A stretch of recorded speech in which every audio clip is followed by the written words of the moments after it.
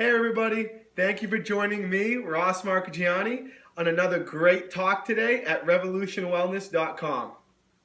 So our main topic today is going to be a little bit of a misconception on white rice versus various other rices. But before we get into this topic, the real issue at hand is going to be inflammation. So personally, myself, when it comes to my diet, I'm going to stay away from the rices. I'm going to have a cleaner, more reliable, or a safer starch.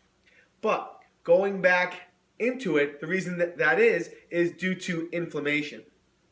So if we look at all of our, chronic illness or serious, disease-related diagnosis, there's always one common denominator throughout all of these serious illnesses, and that is inflammation. When we are in this chronic state of inflammation, and almost everyone in the Western diet has some sort of, inflammation or chronic inflammation. And the reason why this is such a huge issue has multiple issues surrounding it. First, when we're in this chronic state of inflammation, we're always telling our immune system that we're fighting, that we're constantly fighting. So our immune system is constantly being overworked. Because as we know, when there is a inflammatory state, we're signaling to our immune system, we're signaling to our cytokines and our white blood cells and all of those, cytotoxic T cells and B cells and memory cells, all that good stuff that helps us defend viruses, bacteria, and infections is kind of working against us, or so to speak, we're overworking that system because we're constantly in the inflamed state and constantly telling our immune system to fight. That being said, our main, first defense is our secretory IgA, or Sig-A for short. And we're constantly working that Sig-A, and it becomes overworked that it can no longer do its job. It's just too tired and too fatigued. So we lose that mucosal Sig-A barrier, so we're even more susceptible to viruses, infections, bacteria, and this serious chronic illness. That being said, the next factor to inflammation is going to be when we're in this chronic inflamed state, we produce what is called oxidative stress. So oxidation is good for us. Our body's supposed to oxidize. This is how we produce cellular energy and how we get the brain to work and how we get the muscles to move. But when in this chronically inflamed state, we produce too much oxidation and our body can't clear it fast enough. So therefore, we're going to start producing peroxides and free radicals, which are going to basically be harmful to the body.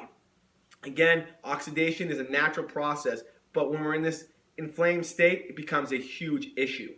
And so free radicals, basically, without getting into the molecular component with the electrons, free radicals are going to, as they accumulate, damage our body.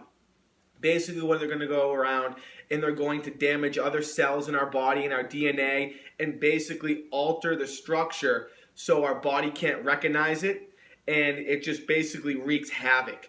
And it's almost like a domino effect. So as we start to build free radicals and we can't clear them, the more free radicals they are, the more it's going to affect other cells, and it just turns into a domino effect. And that's how these really chronic illnesses basically come about. So that's, a quick warning or, a quick insight on chronic inflammation and its effects. So real quick, we're going to hit upon white rice and various rices. Various rices meaning our wild rice, our black rice, and our brown rice, which are commonly known as, the safe rices or the preferred rices to eat. So looking at our white rice first, which is our preferred to the contrary. So if I were to take the choice between the two, just to be clear, I'm going to be taking white rice. Obviously, they're both grains.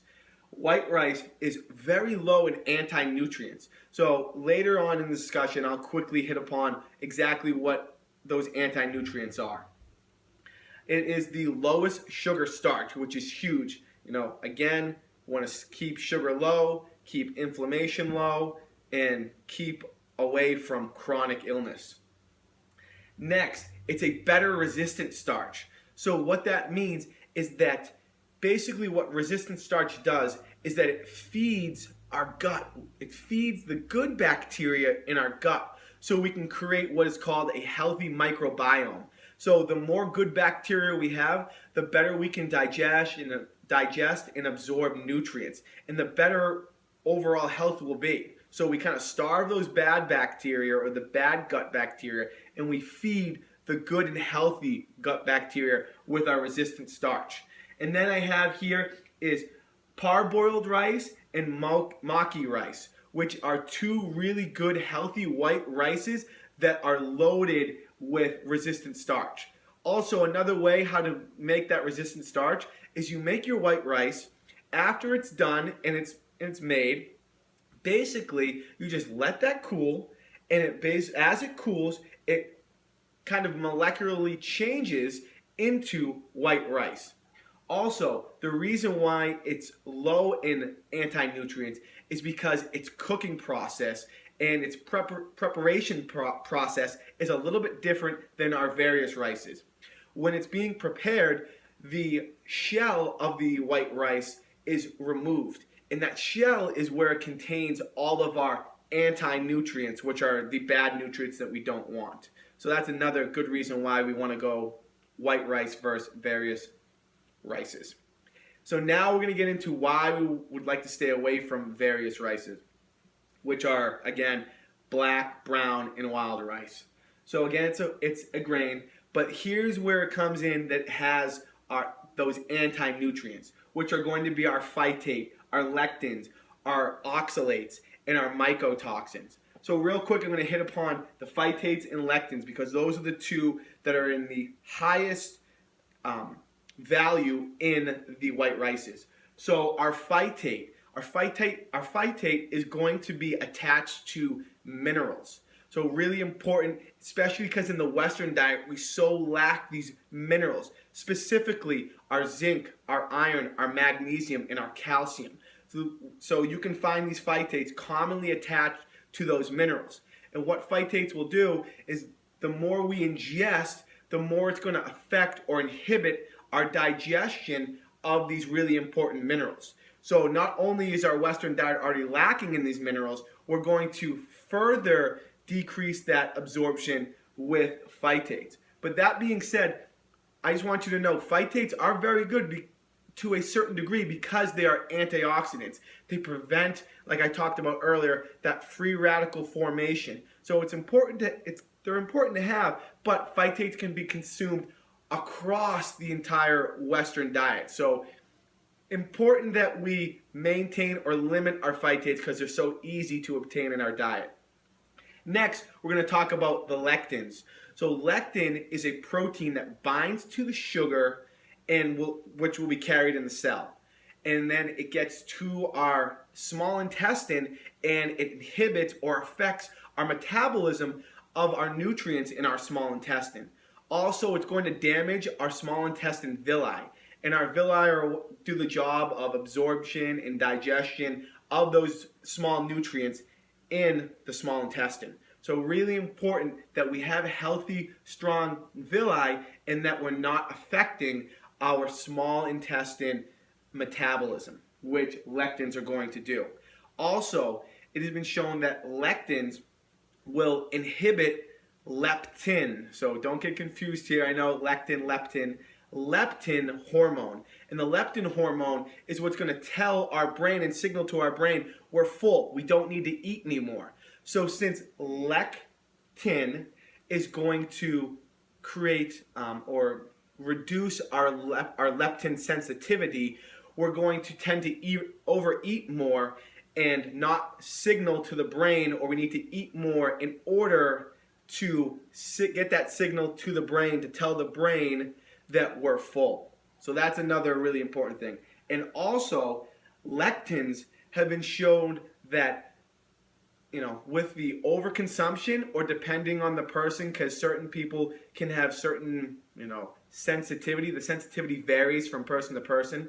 The overconsumption of lectin is going to result in, sore, achy joints. It's going to result in brain fog and fatigue. It's going to result in, poor skin development or lots of acne, and it's even shown to result in, migraines and headaches.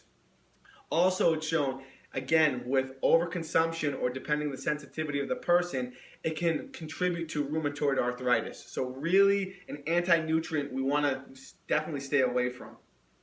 And then also we have our oxalates and our mycotoxins, again, which is going to affect digestion in our stomach, and it's going to affect how we absorb and digest these nutrients. So definitely want to keep those anti-nutrients low. And the last part is our gut damaging fiber. Again, in the Western diet, we're always told, we want to have good fiber in our diet. We want to make sure we're intaking fiber so we have good digestion and it clears out our intestinal tract. And that's, important and is true to a degree.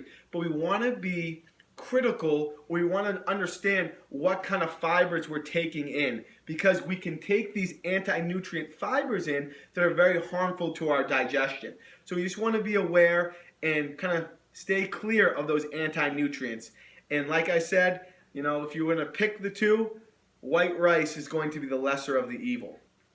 Well, real quick, the type of starches that I would, lean towards, or are my staple of my diet, are going to be, pumpkin, butternut squash, sweet potatoes, yams, and carrots. So those are really good, clean, healthy, safe starches that I would lean towards too.